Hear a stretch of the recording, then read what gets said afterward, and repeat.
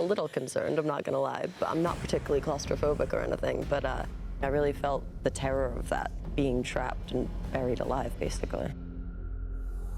It's not fun. We're on the set of Walled In, a psychological thriller presented by Indigo Motion and produced by Mind's Eye Entertainment, Experiences Films, and Forecast Pictures, starring Misha Barton, Deborah Kara Unger, Noam Jenkins, and Cameron Bright. It's about the investigation of a crazed architect who believes that in order to build a building that will last forever, it needs to be infused with strong human emotions, the strongest being fear. So he began to murder people who lived in the building and then entomb them inside the building, much like what the ancient Egyptians did. This film, it has a sensibility of Edgar Allan Poe meets Hitchcock. And I think that it explores this genre in quite a unique way. I really like this script. I loved reading it. And it scared me a couple times reading it, and then a couple other things I was like, oh, I can't wait to do that. Walled In is the story of a young woman, Sam Walzak, played by Barton, overcoming her lifelong fears while working in the family business, the demolition of condemned buildings.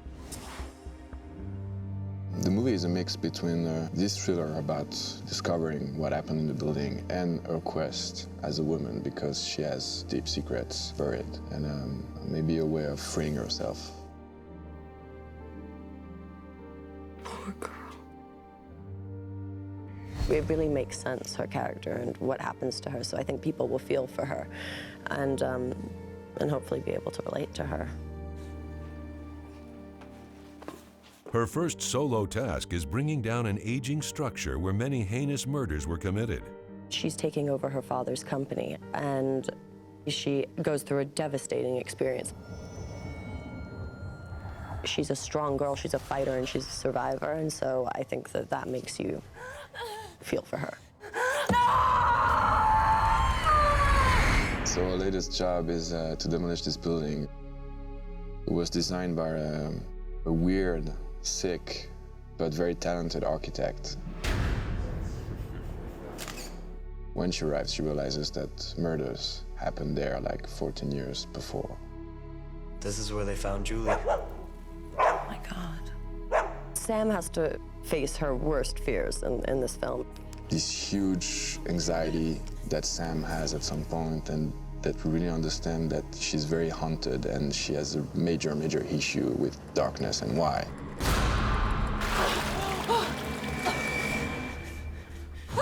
She has a petrifying fear of the dark.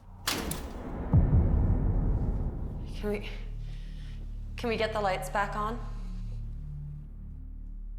The main relationship that she forges is this relationship with Jimmy, the young boy who she meets while on the job site. And because Jimmy is so twisted, he kind of puts on the pressure at times and then takes it off and makes her feel more comfortable. Is that better?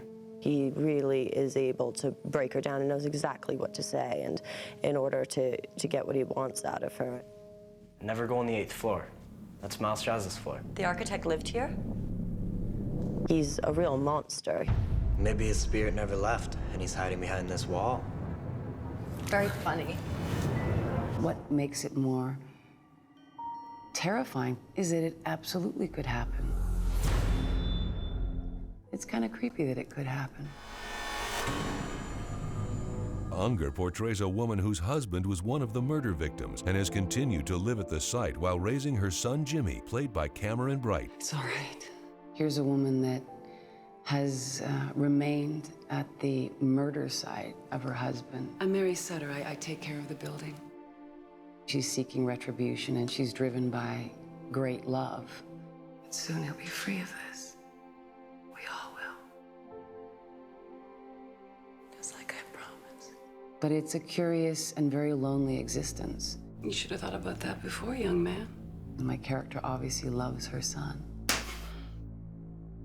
I love you, you know, in a slightly uncomfortable way. She can never take care of you the way I do. They have Probably one of the weirdest mother-son relationships.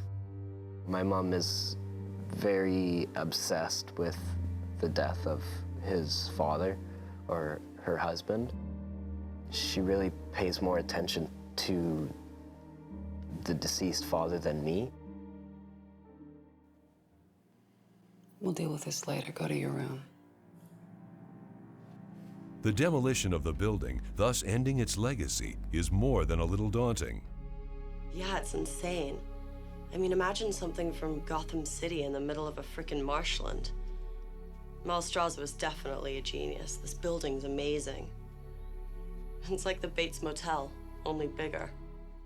The remaining residents in the mostly abandoned structure are complicated, and many details just don't seem to add up. The government ordered this building to be destroyed.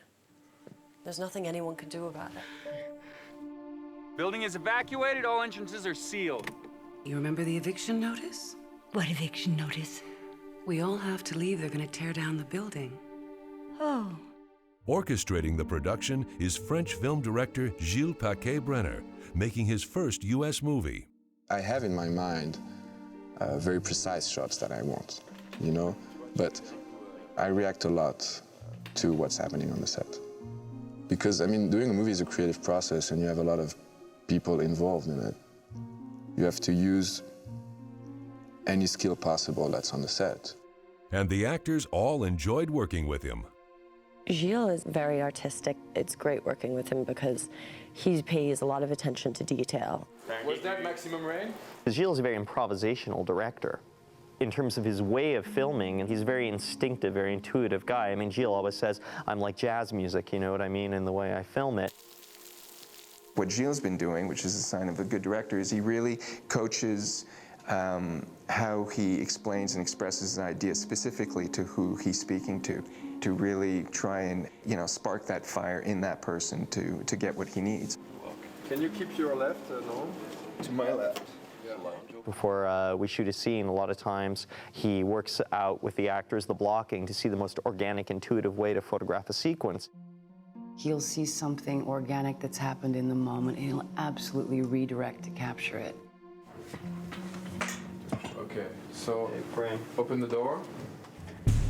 Among the notable highlights of Walled In are the elaborate sets as imagined by production designer Bertrand Seitz. A lot of the film's resources went into creating these sets, these very amazing sets. The sets, for me, are really one of the big highlights for this movie. And Bertrand, who's the set designer, I think has really managed to create a very special, unique kind of world. The sets on this film were a character themselves. The building and all of that was essential and an integral part of everything that we did in every scene. Bertrand has designed an extraordinary set. The attention to detail is fantastic. I'm absolutely impressed by their artistry. Bertrand's background, he did architecture classes. He's an architect, he's a real one. And then he dropped architecture to do movies. So when this movie happens for him, it's like a dream come true. Okay, I'm gonna design the building. The sets are amazing, and they make this movie. The sets are really beautiful, and he works for a camera. The sets don't appear in real life like they are on screen. We had different configurations for different locations because Bertrand couldn't build the whole apartment. And this apartment is supposed to be a labyrinth. The tomb is pretty intricate, being that it's an octagon with a pitched roof, so it's a little bit more thought involved. The tomb is awesome, and the hallways and the water tower and all these different sets, they were by far the best I've ever seen.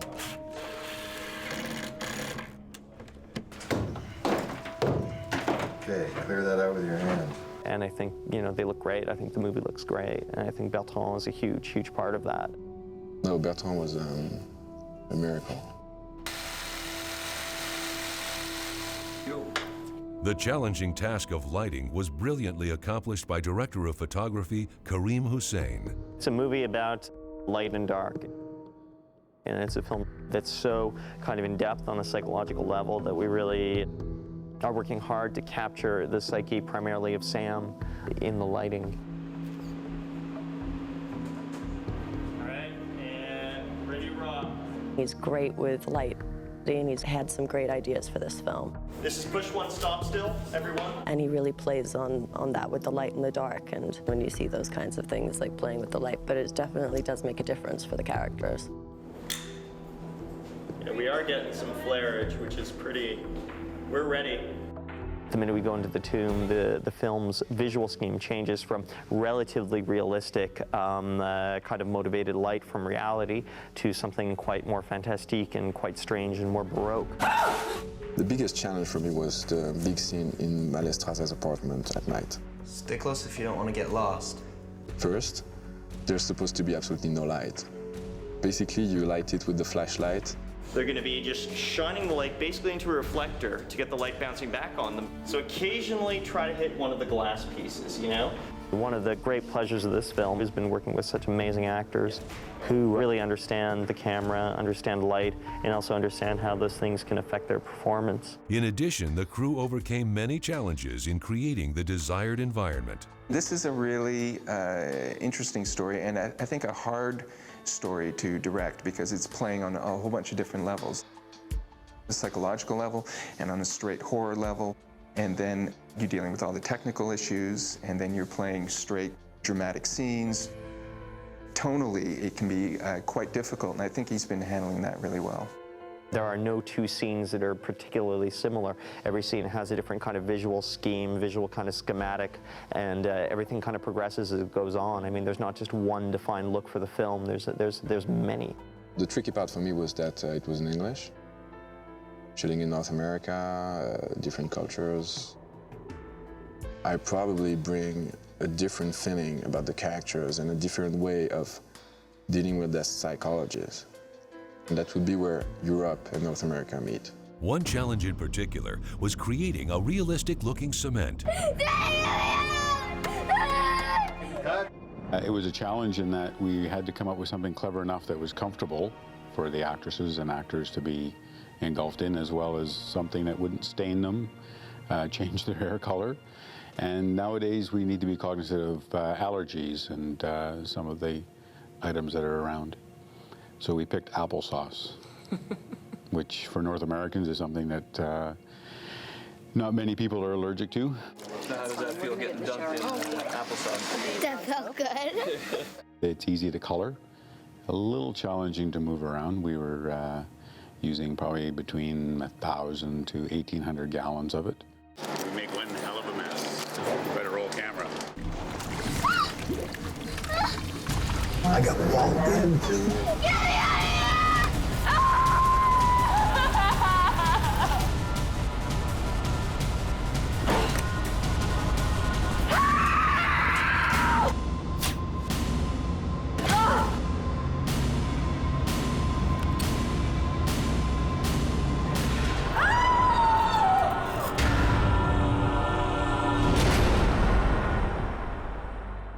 It was really difficult, but I had a lot of fun doing it.